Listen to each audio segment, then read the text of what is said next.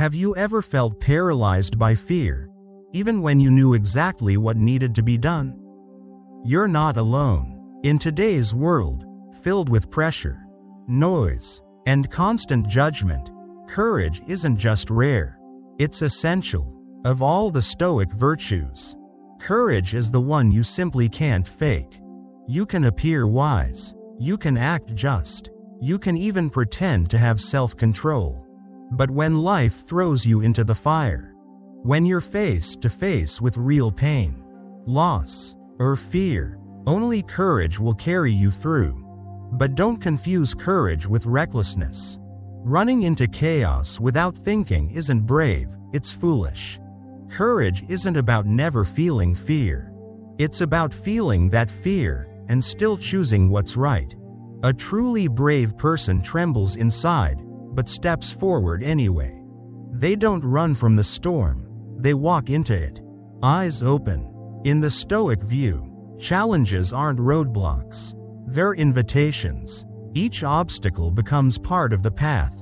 Take Hercules, for example. As a young man, he didn't know what direction his life should take. One night, he had a dream, a vision. Two roads appeared before him, each one guided by a woman. The first was pleasure. She smiled and said, "Follow me, and life will be soft and sweet. No hardships, no struggle, only joy, comfort, and ease." She promised him a shortcut to happiness. Then came virtue. Her voice was firm, her eyes steady. She said, "If you want greatness, you must earn it. The gods give nothing for free. If you want to be remembered, if you want to serve and inspire others, you must walk the hard road." Hercules made his choice, not because it was easy, but because it was right. He chose purpose over pleasure. And through pain, sacrifice, and countless trials, he became a god. That's what Stoics aim for. Not a life of comfort, but a life of meaning. Courage is the foundation of every other virtue. You can't be wise if you're too scared to face your ignorance. You can't be just if you're too afraid to speak the truth. And you can't have self-control if you're not brave enough to resist temptation. Let me tell you another story, one you probably know. The Battle of Thermopylae, 300 Spartans, standing against an army of 300,000. Led by King Leonidas. They knew they wouldn't survive. They knew it was a suicide mission. But they stood their ground anyway. Not because they wanted to die, but because they believed in something greater than themselves. And that belief gave them strength. They held the line. They bought time for Greece to unite.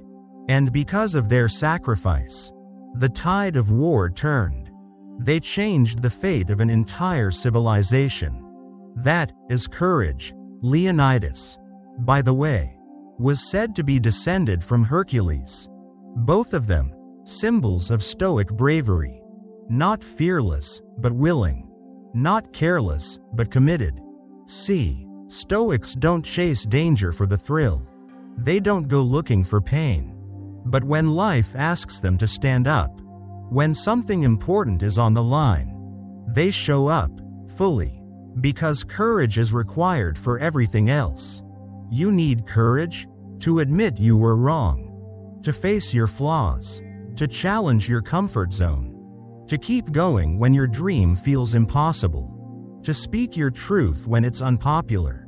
Without courage, we shrink, we avoid, we settle. So how do we develop it? First, take responsibility. Own what's yours. When something goes wrong, don't point fingers, look inward. Responsibility gives you strength, and strength becomes courage. Second, understand what's in your control. If you can't control it, let it go. Fear loses power when we stop clinging to outcomes. And third, practice courage daily. Start small. Speak up when it's hard. Say no when it's easier to say yes. Do the thing that scares you, just a little. Like a muscle, courage grows with use. As Seneca said, "No man is more unhappy than he who never faces adversity, for he is not permitted to prove himself. So prove yourself, not to the world, but to you. Live bravely, and when the hard moments come, because they will, you'll be ready." What does courage mean to you? Let me know in the comments. I'd love to hear your thoughts. And if this video lit a fire in you, stick around. We're just getting started. Don't forget to like, subscribe, and join the Stoic journey, where we walk the hard road together. Courage doesn't appear out of nowhere. It's built patiently, deliberately, on foundations that most people overlook. And the first of those foundations is responsibility. Think about it. You can't be brave if you're constantly running from what's yours to carry. Responsibility means owning what belongs to you, your actions, your words, your choices, and their consequences. It's not always glamorous, but it's always powerful. When something breaks, when things go wrong, do you point fingers? Or do you ask yourself, what part of this is mine to fix? The 300 Spartans didn't march into Thermopylae because it was exciting. They went because they knew it was their duty. They didn't want to die, who does? But they understood that some things matter more than comfort, or even life itself. Their city, their people, their way of life, all of it was worth protecting. And protection meant action. Action meant risk, and risk demanded courage. But that courage didn't come from nowhere. It came from responsibility, from knowing, deep in their bones, this is my task. Even if no one else will do it, I will. Now let's talk about something equally important: control. One of the greatest sources of fear in modern life is believing that we should be able to control everything. Our image, other people, how we're perceived, even the future. But the truth? So much of what weighs on us isn't ours to hold. The Stoics made a clear distinction between what is within our power and what isn't. That line is everything. Ask yourself, if something scares me but is completely outside my control, why am I giving it space in my mind? Why let it dictate my mood, my choices, my peace? Can I control what others think of me? No. Can I stop death, or disease, or economic collapse? No. But I can control how I respond. I can choose how I show up, what I focus on, and who I become. And that's where courage lives. Not in eliminating fear, but in seeing clearly where your power begins and ends. Fear of poverty, fear of judgment, fear of illness, even fear of death. These are ancient fears, but the Stoic response was never to pretend they didn't exist. It was to strip them of their illusion. Because what if the things we fear aren't actually dangerous? What if they only have power because we keep feeding them? A Stoic doesn't aim to be fearless just to look strong. They become fearless because they realize there is nothing to fear. And as we continue down this path of courage, there's still one more crucial element we must explore: a daily practice.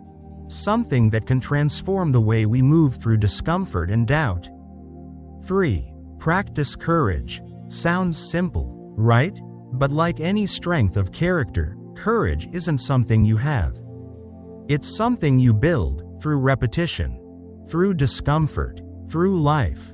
Seneca once wrote, "No man is more unhappy than he who never faces adversity, for he is not permitted to prove himself." What a line! Because the truth is, without challenge, there is no courage, only the illusion of it. So how do we become courageous? Not by waiting for a crisis. Not by hoping we'll be brave when it really counts. We become courageous by practicing a little. Every day, when you speak up for what's right, even if your voice shakes. When you try something new, even if you might fail.